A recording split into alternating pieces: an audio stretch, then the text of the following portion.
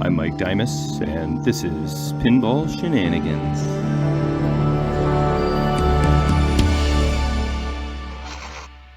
Alright, someone messaged me in the comments a little bit ago and said, hey, why don't you show any videos in the old storage/garage anymore?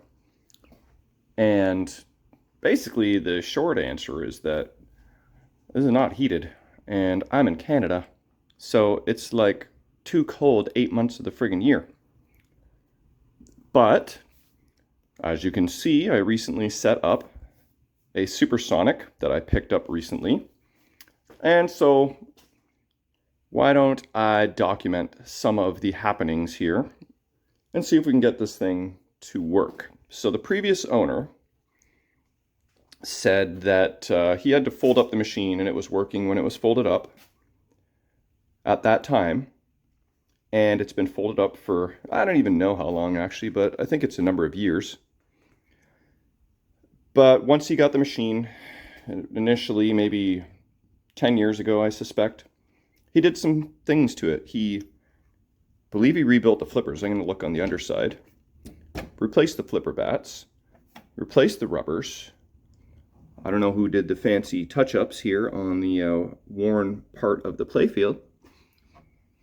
But he also installed new drop targets, new pop bumper caps, and all new lane guides.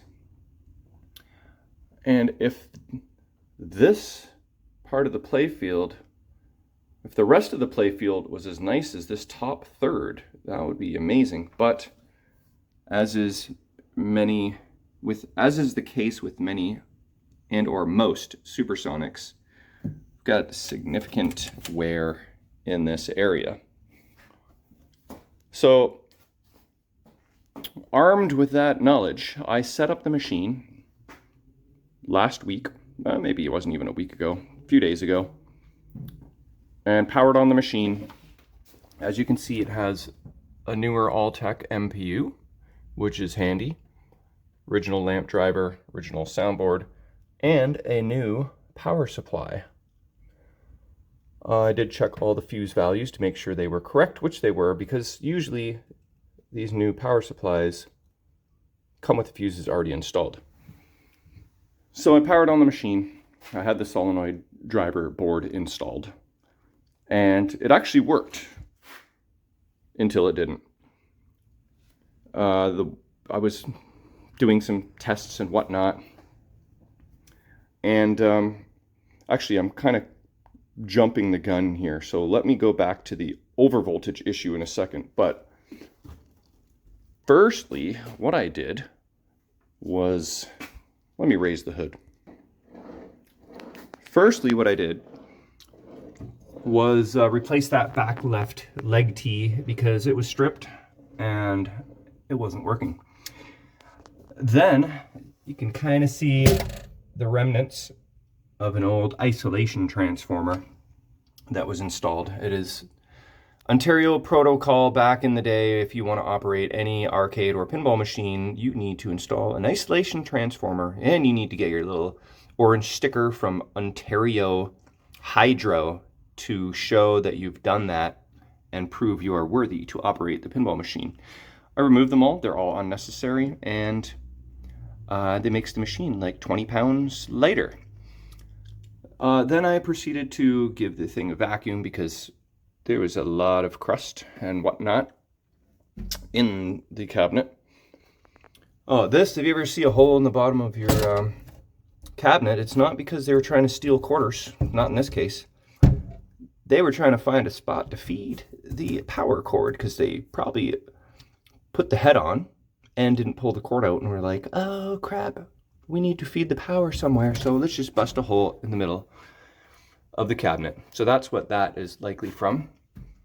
So, also, the previous owner did LED the machine. And they're kind of like all the flathead styles, so, you know, an LED in this case may not illuminate that insert all that well, but it is fully LED'd. And have a look at this. Brand new coil, plunger and link spring and a stroke switch, and I'm assuming the pawl and bushing. So that was a full-on flipper rebuild. What is going on with this? I guess you only had a screw that was super long, so needed to put a few nuts there to space that out properly. Soldering looks reasonable. Well, the flippers were working for the brief moment that the machine was working. So on these Altek MPUs, there's an LED somewhere around here that says over voltage. And that came on, and then the MPU would stop booting, so that was the end of it. So I disconnected all the displays to see if one of those was dragging the voltage down or up, and no dice. Then I noticed one of the displays had a digit missing, so I pulled that out. What's this say? I don't know what that... Crips? Someone was in a gang called the Crips. Cool pinball gang. Anyway, I pulled out the... No, what I did, I think next was check the voltages on the solenoid driver. Sure enough, they were not good. So I pulled that out, brought it home, worked on the driver board, fixed the display, just a bad resistor. I'll show you that in a second. And so the goal is to pop those items in and see if everything's working hunky-dory. Before, actually I think I took a video of this, player 1 display was really weird. All the digits I think were just locking on, or no, it wasn't working at all, player 1 display. I swapped player 1 and 2 displays, and then when I turned it back on, all the digits were locked on. And so the problem stayed on player 1. The display that I moved from player 1 to player 2 checked out fine. So that also led me to believe that the driver board was the issue. But I'm hoping that that issue is remedied now that I fixed the driver board. So there's a mix of LEDs in the back box here. There's even a couple incandescents and a couple of these old style. But there's no updated lamp driver board. There's no siege craft adapters. So we'll have to see if these LEDs are flickering or not, because they very well may be. So let me show you my handiwork. Here is the rebuilt solenoid driver board. New high voltage filter cap. New transistor, new transistor, new transistor, new resistor. Reflowed all of the headers. And added ground mod,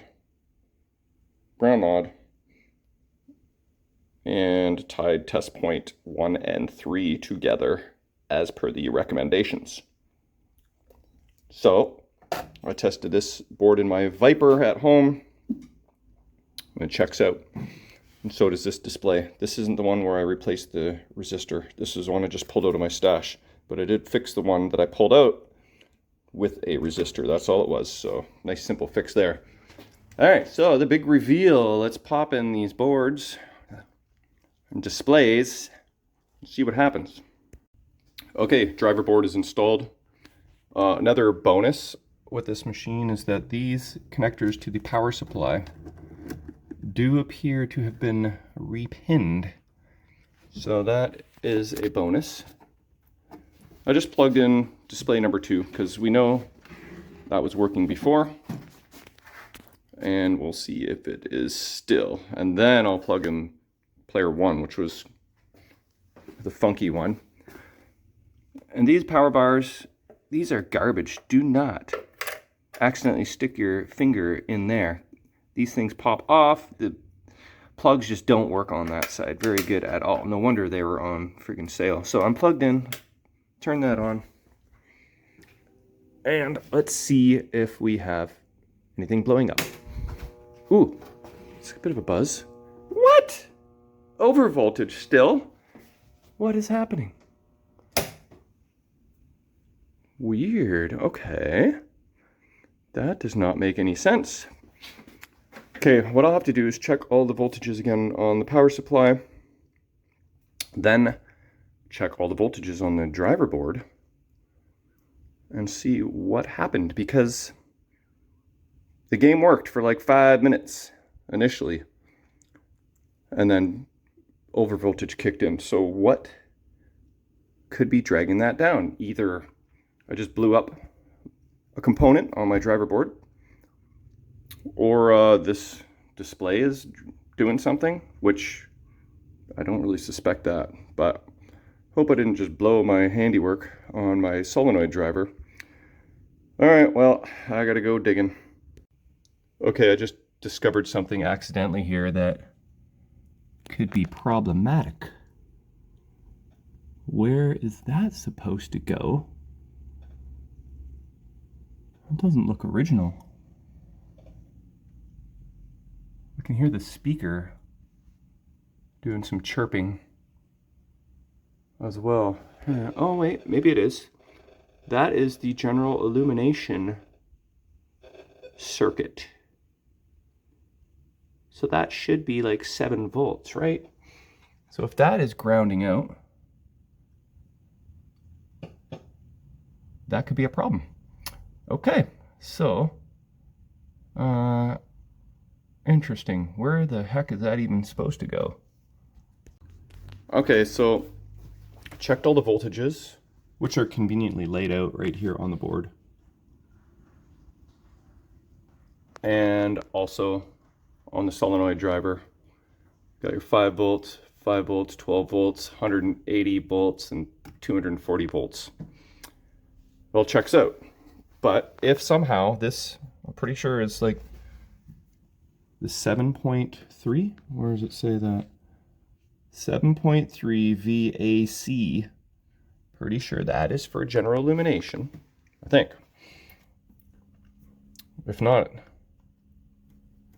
it's controlled lamps, but either way, if somehow this is feeding the MPU 7 volts and it really only wants 5, then that would potentially explain what's going on there. And it was never about the high voltage section, although that was definitely shot, so it definitely needed attention.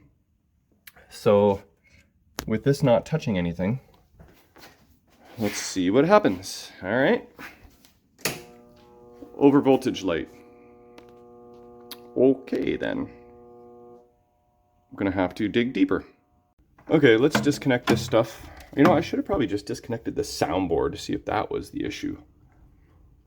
But let's disconnect these connectors, and this is just the power into the MPU, and see what happens.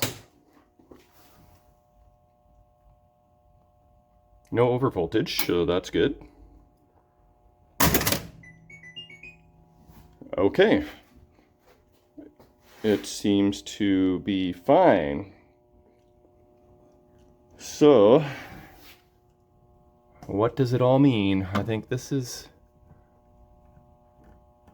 I think this is like switches maybe to the playfield. This might be a playfield connector. This might be a back box connector. This might be solenoids or something. So, let's see what's going on. Yeah, the displays aren't going to be working right now. I don't believe it's that display. So, is it something on the playfield that's messing this up? I mean, that's kind of rare, but I guess it's possible. All right, busting out my shovel again. Okay, so what I did just now was I kept this plugged in and I only plugged in this connector. Then I powered it on. No over voltage. Then I added this connector, turned it on, no over voltage. Then I added this connector back in, no over voltage. So, not sure what happened there, but apparently reseating the connector solved the issue. It doesn't make any sense to me, but half the time Pinball just doesn't. So, for the most part, or for the moment, we're up and running. That display's working. It's not actually flickering like it's showing in the video, but we've got a track mode and got a couple lights out, but that's the easy stuff. So I don't know, like I said, it don't make any sense, but it's working right now and I can't really fix something that's broken, so we're gonna call it good unless it rears its head again, and I'll move on to the displays. I'll connect all them and see if they're all good now. Okay, all displays are connected and installed. And I'm not going to close the coin door, I mean the back door, because if I do, that guy might want to touch some metal. So I'm going to leave it open and power it on and hope everything's good still. No, over voltage. What in tarnation? So is it possible the display is actually the issue, this number 2 display, or one of them? All right, I gotta do some more systematic testing here, one display at a time. Okay, with all the displays disconnected, we got over voltage. So I think I've concluded. I think I know what my suspect is. The original MPU in this thing was toast. Have a look at these connector pins. They're really dirty. I don't know that they're corroded per se. They're not really like green corrosion-y. Look, they're more just, I'm 40 years old, look.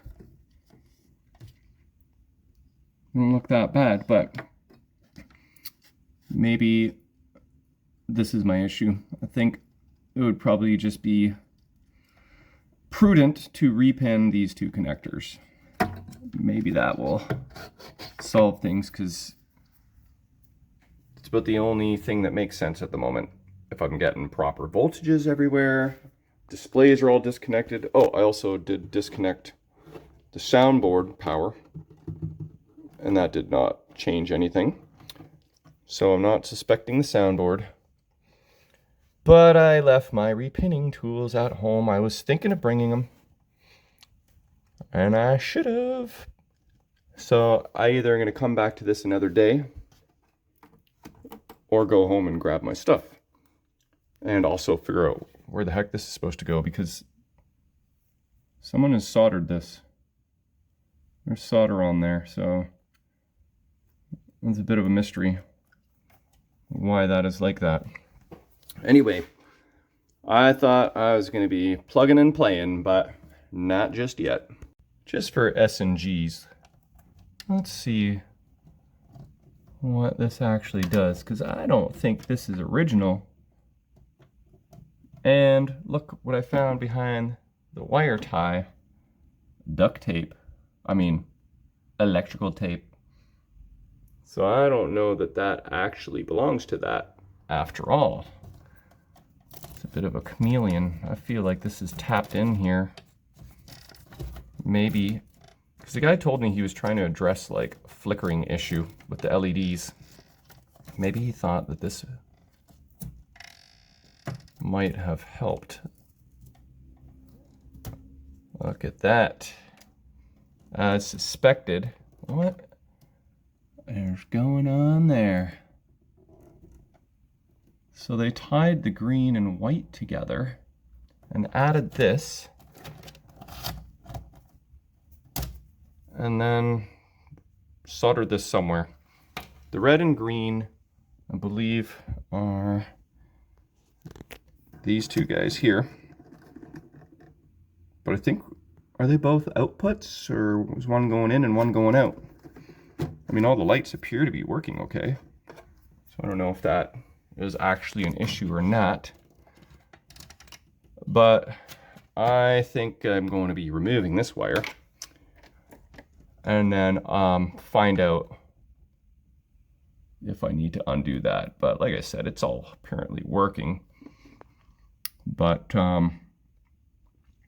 yeah, anyway, there's that.